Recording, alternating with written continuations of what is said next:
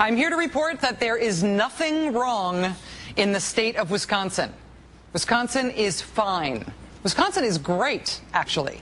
Despite what you may have heard about Wisconsin's finances, Wisconsin is on track to have a budget surplus this year. I am not kidding. I'm quoting their own version of the Congressional Budget Office, the state's own nonpartisan assess the state's finances agency. That agency said the month that the new Republican governor of Wisconsin was sworn in last month that the state was on track to have a $120 million budget surplus. Because what's going on right now in the American Midwest is about Republicans versus Democrats. It is about politics. It is about who wins the next election and the elections after that. That's what's going on right now. You know the whole concept of unemployment insurance? That while you're employed, you essentially pay a small part of your paycheck as kind of an insurance premium for unemployment insurance. Then if you get laid off, that system pays you unemployment benefits. You know where we got that system from? Wisconsin. Wisconsin enacted the nation's first unemployment compensation law in 1932. You know the whole workers' comp idea, workers' compensation? You know where we got that from? Wisconsin. In 1911, Wisconsin passed the nation's first statewide workers' compensation law. It eventually made it so employers had to provide payment, compensation to their employees if the employee got hurt on the job. It made it so that employers would provide compensation for any loss of life or limb that occurred on the job. Doesn't seem like that crazy an idea. You get killed on the job or you lose an arm on the job, you or your family get compensation for that. Everything that we think of now as workers' compensation, thank you, Wisconsin. When most of us think about Wisconsin now, we think about the Packers, Cheeseheads, cheese curds, Laverne and Shirley, Happy Days, the Fonz. Oh, God, how I love the Fonz. Hello, Mr. Winkler. That's what we think about when we think about Wisconsin, right? But for most of American history before now, when Americans have thought about Wisconsin, about what Wisconsin means to the rest of America, we have had to think about the rights of people who work for a living. You know how today is Friday? Oh, how I love Friday. Friday. Today was a particularly beautiful Friday here in New York City. But even the worst day in the world is a good day if it is a Friday. And why is that? Because after Friday is the weekend. And for most people working most kind of jobs in America, weekends are days off. The whole concept of the weekend, again, thank you, Wisconsin. The 8-hour workday and the 40-hour work week was a national movement.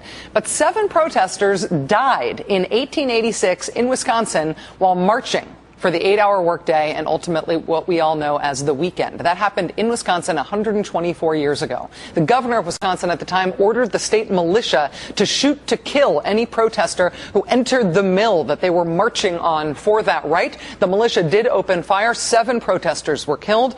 Those lives were lost to that cause, but that cause prevailed. And in all likelihood, you get tomorrow off. In 1954, about 35% of wage and salary employees in America were in unions, about 35%. By the year 2000, that was down to 13%. By 2010, it was down to less than 12%.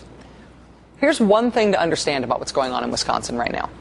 The national figure right now for belonging to a union is 11.9%, right? That is the percentage of people who have full-time jobs in America who are in a union. That's it. But if you divide that, if you're willing to look closely at that, you divide that into private sector and public sector, among people who work in the private sector, only about 7% are in unions. But among people who work in the public sector, boing, that number's still pretty healthy. In fact, that's about the same proportion of the whole country that was in a union back in 1954. Remember those days, commonly referred to as the happy days? More than 1 in 3 Fonzies was in a union back in the mid-1950s. And that is still true today of the Fonzies who work in the public sector. 36% of public sector employees in this country are in a union. The biggest public sector union in the country was founded where? Wisconsin. The American Federation of State, County, and Municipal Employees was founded in Madison, Wisconsin, and less than a generation later, Wisconsin became one of the first states in the nation to establish collective bargaining rights for public sector employees in a union. This is where this stuff comes from. This is why even as the Middle East is blowing up right now, and Congress has been in session until after midnight, 3 nights this week, and Russia has undertaken a fake mission to Mars that they admit is fake, week, even while there's all of this kind of amazing stuff going on elsewhere in the world and in our own country and even in our own politics, this is why the eyes of the country are firmly fixed on Wisconsin.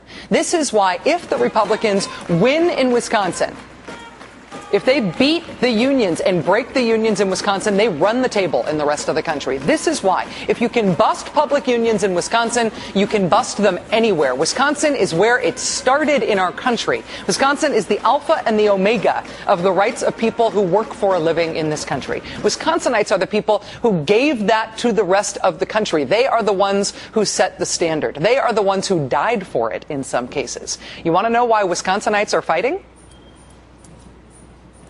As we discussed on last night's show, the Republican Party has every reason in the world to try to break up unions right now.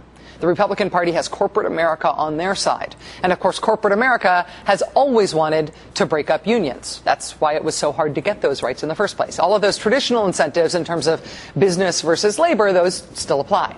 But the corporate split in American politics right now, makes the incentives here so direct for the Republican Party. We talked about this last night on the show, and from the reaction we got last night and today, we seem to have touched a nerve here. This is what big money in American politics looks like. In 2008, the groups that spent the most money on the elections were the Chamber of Commerce, Freedom's Watch, and the NRA, all on the right, and on the left, two unions. The Service Employees International Union, which you may have heard described on Fox News as, the root of all evil in the world, and the Wisconsin-founded public sector union that we talked about earlier, AFSCME.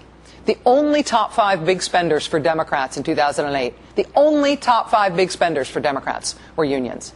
And then look at what happened in the next election. Look at what happened in 2010. Look what happened after the Supreme Court's Citizen United ruling. The big money on the right skyrocketed. Of the top 10 outside spending groups in last year's elections, 7 of them were right-wing groups. Groups like the Chamber of Commerce and Karl Rove's organizations, which are mostly funded by billionaires. Conservative groups like the American Future Fund. The only non-conservative groups that cracked the top 10 in the last election were the Public Employees Union and the SEIU and the Teachers Union. That's it. In terms of large-scale money spent in elections, unions are the only competition that Republicans have. They are the only institution of any side on the liberal side of the equation.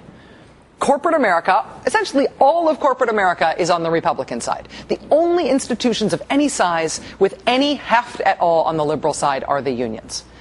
After the Citizens United ruling came out, this ruling that allows corporations to spend endlessly on elections, the defensive explanation given by many on the right about why that ruling wasn't just stacking every election in the Republicans' favor, their defensive explanation for that was, hey, unions can spend endlessly too. That's why it was supposedly a fair ruling for both sides.